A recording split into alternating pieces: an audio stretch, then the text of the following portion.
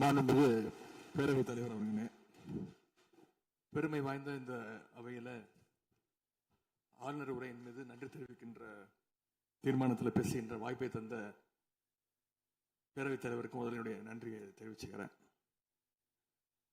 அதுமாதிரி நம்முடைய மாண்பு முதலமைச்சர் அவர்களுக்கு திராவிட முன்னேற்ற கழகத்துடைய சட்டமன்ற உறுப்பினர்கள் அனைவரின் சார்பாகவும் எங்களுடைய பிறந்தநாள் வாழ்த்துக்களையும் நான் தெரிவிச்சுக்கிறேன்.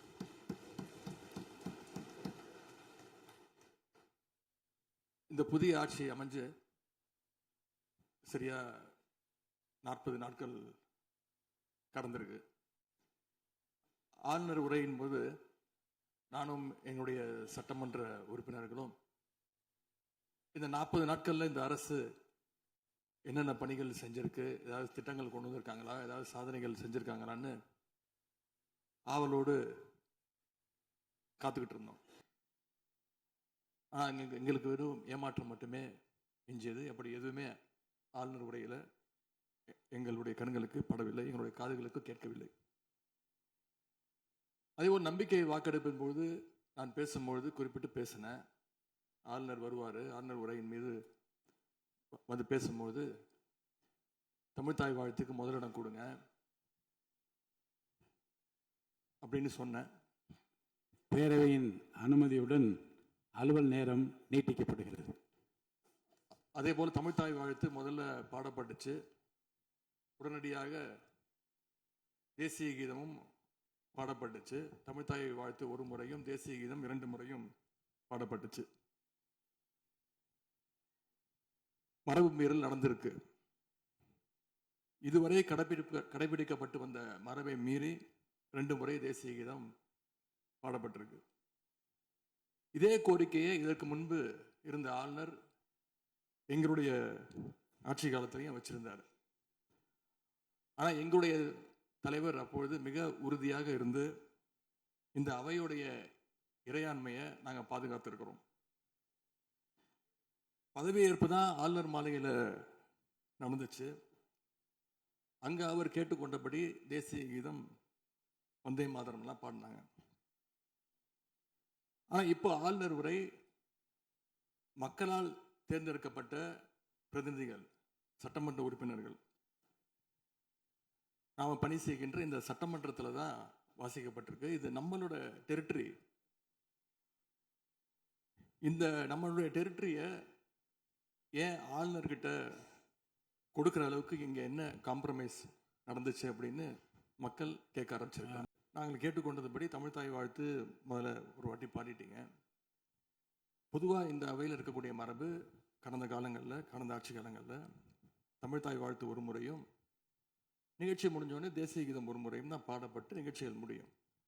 ஆனால் இந்த முறை நாங்கள் கேட்பது ஏன் 2 முறை தேசிய கீதம் பாடப்பட்டது அப்படிங்கிறது மட்டும்தான் எங்களுடைய கேள்வி. அப்படின்னா தமிழ்தாய் 2 வாட்டி தமிழ்தாய் வாழ்த்தையும் 2 முறை நீங்கள் பாட சொல்லி உங்களுடைய ஆளுநர்கிட்ட நீங்கள் ஒரு கோரிக்கை வச்சுருந்துருக்கலாம். அது இங்கே பேசும்போது உறுப்பினர்கள்லாம் ஆளுநர் அவ்வளோ மகிழ்ச்சியாக இருக்கிறாங்கன்னு சொல்லி, ஆளுநரை விட நீங்கள்லாம் ரொம்ப மகிழ்ச்சியாக இருக்கிறீங்க. தமிழ்தாய் வாழ்த்தை ஆளுநர் முன்னாடி நாங்கள் பாடி காட்டிட்டோம் அப்படின்னு பெருமை பொங்கு இங்கே எல்லாம் பேசிக்கிட்டு இருக்கிறீங்க. நீங்கள் சொல்கிறத பார்த்தா தமிழ்தாய் வாழ்த்தை விட ஆளுநர் தான் உங்களுக்கு முக்கியம் அப்படிங்கிற எண்ணம் எங்களுக்கு ஏற்படுது, மக்களுக்கும் ஏற்பட்டுக்கிட்டு இருக்கு. நாட்டுக்கு பணித்துறை அமைச்சர் பேரவைத் தலைவர்களே, நாங்கள் மீண்டும் அதான் கேட்குறோம். தமிழ்தாய் வாழ்த்து ஒரு முறை பாடிட்டீங்க, அதுக்கு வாழ்த்துக்கள். ஏன் தேசிய கீதம் 2 முறை பாடப்பட்டுச்சு? அப்போ ஆளுநர்கிட்ட நீங்கள் கோரிக்கை வச்சிருக்கனால நீங்கள் தேசிய கீதம் 2 முறை பாட பண்ணணும்னா நாங்கள் தமிழ்தாய் வாழ்த்து 2 முறை இல்லை 3 முறை நாங்கள் போடுவோம்னு சொல்லி அதை நீங்கள் செஞ்சு காட்டிருக்கணும். அதுதான் நான் கேட்குறேன். உங்களுக்கு இப்போ ஆளுநர் முக்கியமா, தமிழ்தாய் வாழ்த்து முக்கியமா அப்படிங்கிறத நான் இந்த அரசுக்கிட்ட நான் கேட்க விரும்புகிறேன். ஆட்டுக்கு தாடியும் நாட்டுக்கு ஆளுநரும் தேவையில்லைன்னு சொன்னவர் பேரறிஞர் அண்ணா அவர்கள். அவரை உங்கள் கொள்கை தலைவர் லிஸ்ட்டில் அட்டாச்சும் பண்ணியிருக்கிறீங்க. ஆனால் இன்னைக்கு ஆளுநரை தலையில் வச்சு கொண்டாடிட்டு இருக்கீங்க. மாண்புமிகு பேரவைத் தலைவர் அவர்களே, கல யதார்த்தத்துக்கும் ஆளுநர் உரைக்கும் மிகப்பெரிய வித்தியாசம் இருக்கின்றது, மிகப்பெரிய வேறுபாடு எங்களுக்கு தெரிகின்றது. ஆளுநர் உரை என்பது அரசனுடைய கொள்கைகளை, திட்டங்களை, விஷன் அண்ட் மிஷன் ஸ்டேட்மெண்ட் அப்படின்னு சொல்லுவாங்க. அதன்படி அமைந்திருக்க வேண்டும். ஆனால் இந்த அரசனுடைய ஆளுநர் உரையில் இருக்கக்கூடிய அனைத்து கண்டென்ட்டுமே ஆளுங்கட்சியினர் சோஷியல் மீடியாவில் ரீல்ஸ் போடுறதுக்கு உதவுமே தவிர ரியல் பிரச்சனைகளுக்கு கை கொடுப்பதாக உதவுவதாக எந்த சொல்யூஷனும் தருவதாக எங்களுக்கு தெரியவில்லை. வழக்கமாக எதிர்க்கட்சி தலைவர்கள், எதிர்க்கட்சிகள் ஆளுங்கட்சிகளுடைய நிறை குறைகளை பேசுறது வழக்கம். அதுதான் எதிர்க்கட்சியுடைய பொறுப்பு, அதுதான் கடமை. ஆனால் இப்போ இருக்கக்கூடிய ஆளுங்கட்சியை விமர்சனம் செய்யறதுல முந்தைய எதிர்க்கட்சிகளை விட எங்களுக்கு அதிக பொறுப்பும் அதிக உரிமையும் இருக்கு அப்படின்னு நாங்கள் நம்புறோம். அதுக்கு காரணம், எங்களுடைய கூட்டணி கட்சியாக இருந்து எங்களுடைய உடன்பிறப்புகளுடைய வாக்குகளை வெற்றி பெற்றவர்களுடைய ஆதரவில் தான், எங்களுடைய தயவில் தான் இன்னைக்கு இந்த அரசு நடந்துகிட்டு இருக்கு என்பதை நீங்கள் கருத்துக் கொள்ள வேண்டும். இன்னும் சொல்ல போனா, நாங்கள் இன்னைக்கு எதிர்கட்சியில் வரிசையில் மட்டும் இல்லை, ஆளுங்கட்சி வரிசையிலும் எங்களுடைய வாக்குகள் அமர்ந்திருக்கு. ஆனால் நான் மீண்டும் ஏற்கனவே சொன்னது மாதிரி நாங்கள் வெறும் எதிரி கட்சியாக இல்லாமல் ஒரு ஆக்கப்பூர்வமான எதிர்கட்சியாக செயல்பட விரும்புகின்றோம். அந்த நிலைமையில இன்னைக்கு பல்வேறு பிரச்சனைகளை எடுத்து வைக்க விரும்புகின்றேன். முதல்ல, கடந்த 2 மாதங்களாக எங்களுடைய வேண்டுகோளை ஏற்று கலைஞர் மகளிர் உரிமை தொகையை 15ஆம் தேதி கரெக்டா மகளுடைய அக்கௌண்ட்ல போட்டதுக்கு எங்களுடைய நன்றியை நாங்கள் தெரிவிச்சுக்கிறோம். அதே போல் எங்களுடைய தலைவர் அவர்களால் தொடங்கப்பட்ட முதலமைச்சர் காலை உணவு திட்டம் 1ஆம் வகுப்பிலிருந்து 5ஆம் வகுப்பு வரைக்கும் நாங்கள் கொடுத்துட்டு இருந்தோம். அதை வர செப்டம்பர் மாதத்திலிருந்து தந்தை பெரியாருடைய பிறந்த நாளிலிருந்து 8ஆம் வகுப்பு வரைக்கும் நீங்கள் நீட்டிக்க போவதாக செய்திகளில் பார்த்தேன். எனவே எங்களுடைய திட்டத்தை நீங்கள் இன்னைக்கு எக்ஸ்டெண்ட் பண்ணியிருக்கிறதுக்காக மீண்டும் எங்களுடைய பாராட்டுகளையும் நன்றிகளையும் முதல்ல நான் தெரிவிச்சுக்கிறேன். ஆனால் எங்களுடைய முதலமைச்சர் அவர்கள் தொடங்கின நான் முதல்வன் திட்டத்தை நீங்கள் முடக்கிற முயற்சியில் இறங்கியிருக்கீங்கன்னு கேள்விப்பட்டோம். தமிழ்நாட்டில் இருக்கக்கூடிய ஒவ்வொரு இளைஞர்களும் அவங்களுடைய துறைகளில் நான் முதல்வன் அப்படின்னு உருவாகணும்னு தான் எங்களுடைய தலைவர் இந்த திட்டத்தை கொண்டு வந்தாங்க. இந்த நான் முதல்வன் திட்டத்தில் மட்டும் பார்த்தீங்கன்னா கடந்த 4 வருடங்கள்ல 41 லட்சம் மாணவர்கள் இதில் டைரக்டா பெனிஃபிட் அடைஞ்சிருக்கிறாங்க. நான் முதல்வன் திட்டத்தின் மூலம் பள்ளிக்கூடம் செல்லுகின்ற மாணவர்களுக்கு அடுத்து அவங்களுடைய ஹையர் ஸ்டடீஸ் என்ன, எப்படி படிக்கணும், எந்த கோர்ஸ் எடுக்கணும் அப்படின்னு அவங்களுக்கு கைடன்ஸ் கொடுத்துருக்குறோம். அதே மாதிரி உயர்கல்வி படிக்கின்ற மாணவர்களுக்கு எங்கே போய் வேலைக்கு சேரணும், அவங்களுடைய எம்ப்ளாய்மெண்ட் ஸ்டெபிலிட்டியை நாங்கள் ஸ்ட்ரென்த் பண்ணியிருக்கோம். முக்கியமாக நான் முதல்வன் திட்டத்தின் மூலமாக யூபிஎஸ்சி மாதிரியான சிவில் சர்வீசஸ் தேர்வுக்கு தயாரிக்கின்ற மாணவர்களுக்கு ஹாஸ்டல் வசதியோட பயிற்சியும் வழங்கப்பட்டிருக்கு.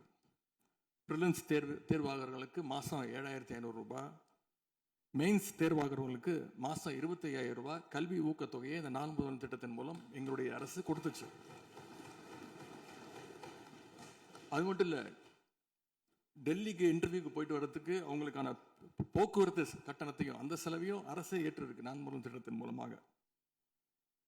சென்ற ஆண்டு மட்டும் தமிழ்நாட்டில் இருந்து யூபிஎஸ்சி கிளியர் பண்ண 60 பேர்ல 56 மாணவர்கள் இந்த நான் முதல்வன் திட்டத்தின் மூலம் பயன்பெற்றுவாங்க. அதுல இன்னும் குறிப்பிட்டு சொல்லணும்னா, ஆல் இண்டியா லெவல்ல 2nd பிளேஸ் படிச்ச சகோதரி ராஜேஸ்வரி நான் முதல்வன் திட்டத்தில் பயன்பெற்றவங்க. இப்படிப்பட்ட நான் முதல்வன் திட்டத்தை கைவிட வேண்டிய அவசியம் என்ன அப்படிங்கிறது முதலமைச்சர் அவர்கள் தன்னுடைய பதிலுரையில கூற வேண்டும்னு நான் விருப்பப்படுறேன். அதே மாதிரி சமீபத்தில் டெல்லிக்கு போன முதலமைச்சர் அவர்கள் நிதி ஆயோக் கூட்டத்தில் பல்வேறு விஷயங்களை பற்றி பேசியிருக்கிறார். அதுவும் குறிப்பா நம்முடைய தமிழ்நாடு இன்னைக்கு இந்தியாவிலேயே பொருளாதாரத்தில் 2வது பெரிய மாநிலமாக வளர்ந்திருக்கு அப்படிங்க பெருமையா பேசியிருக்கிறார். அது மட்டும் இல்லை, தமிழ்நாட்டில் டாக்டர் கலைஞர் அவர்களால் தொடங்கப்பட்டு எங்களுடைய தலைவர் அவர்களால் வளர்க்கப்பட்ட, அதுவும் கடந்த ஆட்சியில் என்னுடைய கட்டுப்பாட்டில் இருந்த மகளிர் சுய உதவி குழுக்கள் மிகச்சிறப்பாக செயல்படுது அப்படின்னு முதலமைச்சர் அவர்கள் பேசியிருக்கிறாங்க. இந்தியாவிலேயே ஃபேக்டரி ஒர்க்கர்ஸ் இருக்கிற பெண்கள்ல 42% 42% தமிழ்நாட்டை சேர்ந்தவங்க. அதனால தமிழ்நாட்டில் இருக்கக்கூடிய பெண்கள் முன்னேற்றம், சுகாதாரம் எல்லாமே சிறப்பா இருக்குன்னு நம்முடைய முதலமைச்சர் அவர்கள் டெல்லியில சொல்லியிருக்கிறாங்க. திரைப்படங்கள்ல தான் பாத்தீங்கன்னா ஒரே பாட்டுல ஏழையா இருக்கிறவன் ஒரே பாட்டுல 5 நிமிஷத்துல 4 நிமிஷத்துல பெரிய பணக்காரன் ஆயிடுவான். ஆனா அது மாதிரி நிஜத்துல ஒரு மாச ஆட்சியில தமிழ்நாடு மாதிரியான மிகப்பெரிய மாநிலத்தை அந்த அளவுக்குலாம் வளர்த்த முடியாது. இந்த சாதனைகள் எல்லாம் யார் ஆட்சி காலத்தில் நடந்துச்சுன்னு மக்களுக்கும் தெரியும், மக்களும் பார்த்துக்கிட்டு இருக்காங்க, முதலமைச்சருக்கும் தெரியும். அதே மாதிரி பேரவைத் தலைவர்களே, இந்த ஆட்சியில் இன்னொரு பழக்கமும் புதுசாக வந்திருக்கு. அதாவது எங்களுடைய திராவிட மாடல் ஆட்சியில் நாங்கள் எடுத்த நடவடிக்கையால் ஏதாவது நல்லது நடந்தால் உடனே அதுக்கு ஸ்டிக்கர் ஒட்டிடுறாங்க. அது மட்டும் இல்லை, ஃபர்ஸ்ட் டைம் எவர் இந்த ஹிஸ்டரி அப்படின்னும் சொல்லிடுறாங்க. அப்படி சொன்ன சில ஃபேக் நியூஸ், தவறான தகவல்களை நான் குறிப்பிட விரும்புகிறேன். பஸ்ஸில் மூத்த குடிமக்கள் கட்டணமில்லா பயணம் மேற்கொள்ள, மூத்த குடிமக்கள் பள்ளி மாணவர்கள் அவங்கெல்லாம் கட்டணம் இல்லாமல் பயணம் மேற்கொள்ள இந்த ஆட்சியில் தான் முதல்ல அந்த திட்டம் கொண்டு வரப்பட்டது அப்படின்னு ஃபேக் நியூஸ் பரப்பிட்டாங்க. இதெல்லாம் ஏற்கனவே இருக்கக்கூடிய திட்டங்கள், எங்களுடைய ஆட்சியில் கொண்டு வரப்பட்ட திட்டங்கள். அது மட்டும் இல்லை, அரசு பள்ளியில் வழங்கப்படுகின்ற ஸ்கூல் பேக்கில் முதலமைச்சரோட புகைப்படம் இல்லாமல் இப்போதான் முதல்ல வழங்குறோம் அப்படின்னு ஃபர்ஸ்ட் டைம் இந்த ஹிஸ்டரி அப்படின்னு டேக் போட்டு ஃபேக் நியூஸை தொடர்ந்து பரப்பிட்டு இருக்கிறாங்க.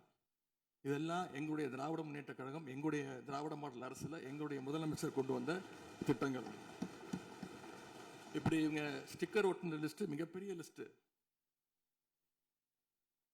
இன்னொரு முக்கியமான விஷயம் பற்றி இந்த நேரத்தில் பதிவு செய்ய விரும்புகிறேன். அறநிலையத்துறையின் அசையும் மற்றும் அசையா சொத்துக்களின் வருவாய் அதன் புனிதமான நோக்கத்திற்கு மட்டுமே பயன்படுத்தப்படும் அப்படின்னு ஆளுநர் உரையில் இடம்பெற்றிருக்கு. இந்த கருத்தை பார்க்கும் பொழுது அறநிலையத்துறையே இருக்கக்கூடாது அப்படின்னு சொல்ற பாஜகவுடைய குரலாகத்தான் தாவேக அரசும் சொல்லுதா அப்படிங்கிற சந்தேகம் எங்களுக்கு வருது. பாஜகவும் வலதுசாரிகளும் சொல்றது இதுதான், அறநிலையத்துறை பள்ளி கல்லூரிகளை நடத்தக்கூடாது, அறநிலையத்துறை பள்ளி கல்லூரிகளை நடத்தக்கூடாது அப்படின்னு சொல்லிட்டு இருக்கிறாங்க. இதுக்காக வழக்கும் தொடர்ந்து இருக்கிறாங்க. இந்த நிலைப்பாடு திருமண மண்டபங்கள் வணிக வளங்களோடு நிற்குமா, இல்ல கல்வி நிறுவனங்களுக்கும் இந்த கண்டிஷன்ஸ் அப்ளை செய்யப்படுமா?